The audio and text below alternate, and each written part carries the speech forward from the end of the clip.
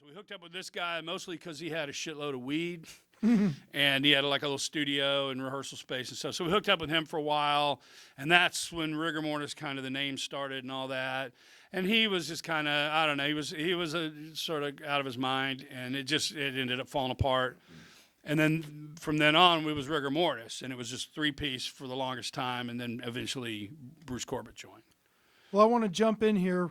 When anybody talks about DFW, which stands for Dallas Fort Worth, when anybody talks about DFW Metal, what they really mean is Arlington.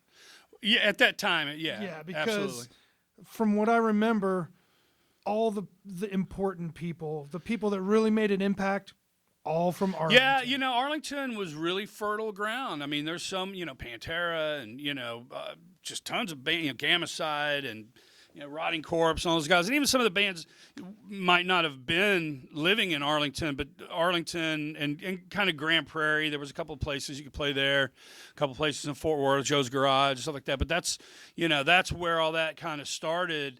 And I talked to people in Europe who they know, DFW metal scene. Tell me about the DFW metal scene.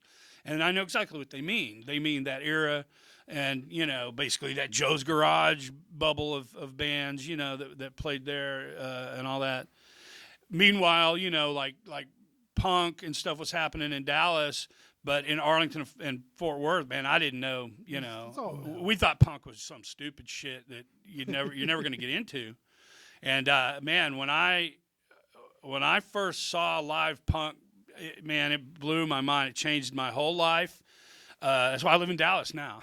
There's a big difference between that Fort Worth, Arlington sort of mindset and the Dallas mindset. It's kind of like, Dallas is, and for better or worse, it's not like it's so much better or anything, but Dallas is more, metropolitan and, intellectual maybe, More rich kids with expensive equipment. Right, and Fort Worth is more, down to earth, fucking man. Which is why Fort Worth and Arlington was better than Dallas, because you guys had to bust your ass on shitty equipment. Yeah. And all of us rich kids, because I was a rich kid, man. I had a double bass Pearl kit with Zildjians and all that shit.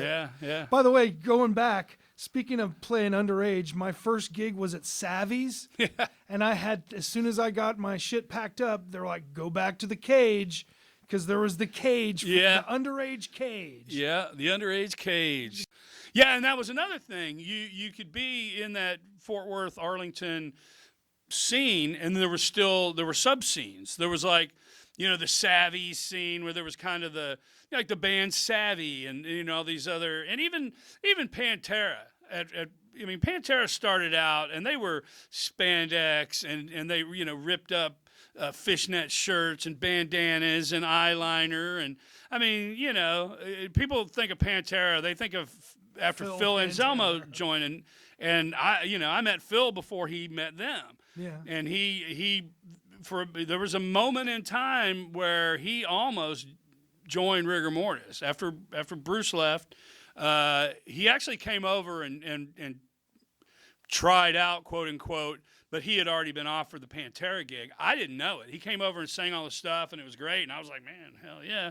And then after, we went through all the songs, he was like, he told us, that they had asked him to join, and they had this deal coming up and all this stuff. And, I mean, we were like, oh, well, fuck, no brainer. You got to go do that.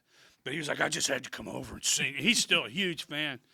But I saw them, the Terry was Glaze or Blaze? Terry Glaze. I saw that incarnation open for Mama's Boys at the Arcadia Theater. And see, the thing is like when Rigor Mortis started, we were like, we just wanted to be the opposite of what bands like that and like Pantera wore at that time, which was, and it was like almost you had to be that kind of band to play around here. You had to play like 3 sets a night and like 85-90% cover tunes, and it had to be approved by the club guy and all this shit. And so we were like, fuck that, man. That's bullshit. We want to play a show, We want to bring in 2 other bands, have 3 bands, and play like a concert. And Joe's Garage was like the first place that let us do that. But that's how Pantera got so fucking good, is from teenagers, man. They were playing 3 or 4 sets a night, 3, 4, 5 nights a week. And, you know, there was always this like petty, stupid rivalry, which was mostly, you know, our fans thinking that they were backing us up, you know, but it was stupid. I mean, these guys were way better than we were because they were playing all the time and they had advantages that we didn't have. And we were just stupid cavemen and we didn't give a shit. We were just drunk and smashing stuff, but we were like on our own way, doing things our own way. And that was that. And, you know, it's funny looking back on it because it's just like, man, you know, we should have been so much friendlier to those guys the whole time. Well, yeah. So and I mean, you know, in the end, you know, we all got along, man. Every time I saw Daryl or Dimebag, he was cool as shit to me, man. He'd be buying drinks, hand me a hand. Oh, that was the basement one time, and he's like, "Hey, man, what's going on, man? Here, man." He reaches in his pocket, pulls out, I mean, entire fistful of Valium. I mean, like 100 Valiums in his hand, and just sticks them in my hand. They're falling all over the floor. I'm like, "What the fuck, dude? Those are for you, man." I'm like shoving them in my pocket, but they were all cool, and I was still friends with Phil. Yeah. I'm getting old, man. I'm Yeah. like, I mean, brain farts that are just Well, yeah. Since we're talking about places that you played where you didn't have to, you know, audition and submit a song list, let's talk about some of those places. Like Tombstone Factory is one I can remember. Cinder block building with like zero airflow. Yeah. And you know, it's like you're the PA was for vocals only. Yeah.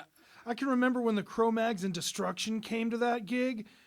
Destruction saw the venue and they're like, "Fuck you," and they just turned around, got in their bus, and went to San Antonio. Right. And then the Cro-Mags played.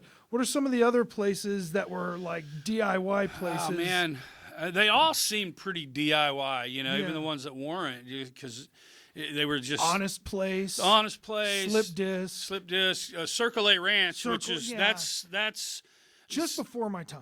Man, you know, that was the first time, that was the first place I ever came to Dallas other than, you know, the big, you know, Reunion Arena or, you know, see a bigger show. Somebody, man, I can't remember. I want to say it was Jerry Warden, who was Warlock and various other things. But I want to say it was him. And he told me and Hardy, he goes, you guys need to go check out this place in Dallas. It's a punk rock club. It's called the Circle A Ranch, and it's just insane. And you guys will love it. And so me and Harden we drove out, and I can't even tell you who was playing. I don't think we knew who was playing anyway. We just went to this place, and we walked in, and you have this dingy little shithole place. You had to go up these stairs, you know, rickety wooden staircase, worn down from, you know, 100 years of whatever various things that place was. And we got up to the top, and there was this skinhead guy taking money at the door. And I just, you know, I didn't even pay attention to him. I just handed him my money and just, you know, bleary-eyed walked in like, what's going on in here? Band's playing, people are moshing, slam dancing. I'd never seen it before. You know, that wasn't going on in the metal scene yet. Mm-hmm. I mean, this was probably 82 or 3. Yeah, the first time I saw real slam dancing that wasn't on Quincy or something. Great episode. Yeah, was the Ramones at Arcadia, and it scared the shit out of me.